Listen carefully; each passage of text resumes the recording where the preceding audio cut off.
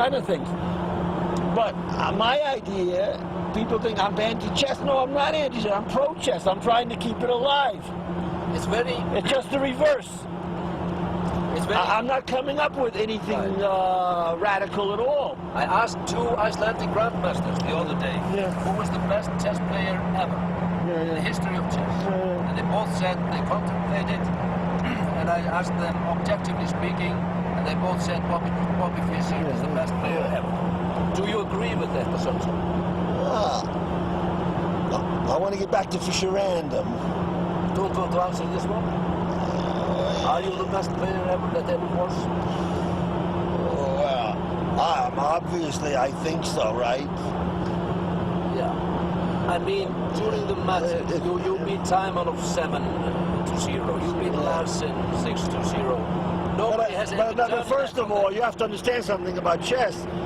Of course, I'm better than Morphy. Why am I better than Morphy? I know, I don't say I have more talent than him, I just know much more theory, right? If he came back today and he could not open a book, let's say, right? He would do badly against, even against masters, maybe. That has nothing to do with his talent, though, right? So when you say, I'm better than so, doesn't mean anything. Because of all this theory in chess. But now, if you were to say, am I the most talented player, that's something else. Are you the most talented player? Well, again, I think so. But maybe, that's just my opinion.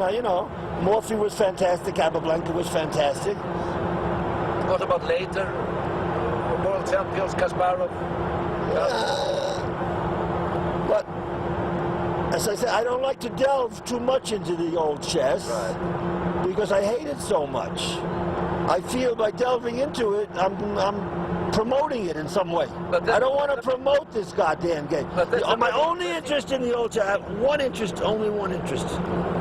To expose the prearrangement. People are living in a dream world. But don't you think it's paradoxical coming from the best player that ever was, and now saying it is the most... Life is like that, no? Yeah. There is one question that I've always wanted to ask you, given the opportunity. It's not really paradoxical. Yeah. Chess is basically a search for truth, right? So I'm searching for the truth. The truth is chess is no good anymore. So that's an honest... On the table. Huh? On the table, when you're playing the chess. Chess is no good, and it hasn't been a good game objectively for 150 years, since all this theory developed. It was a good game maybe 200 years ago, in the time of who's that guy who developed the pawns theory? What's his name? The Frenchman.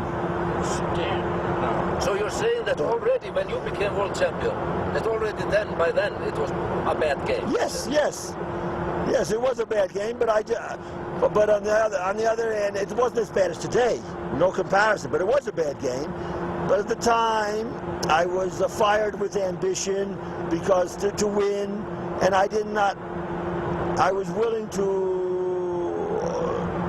overcome all of these idiotic obstacles in the way of that block a talented person from winning. But now, you see, as you get older, right? What do they say? You have to get, what is the point? As you get older,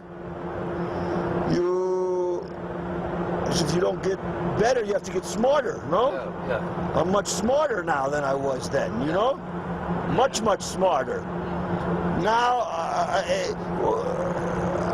I don't want to do things the hard way.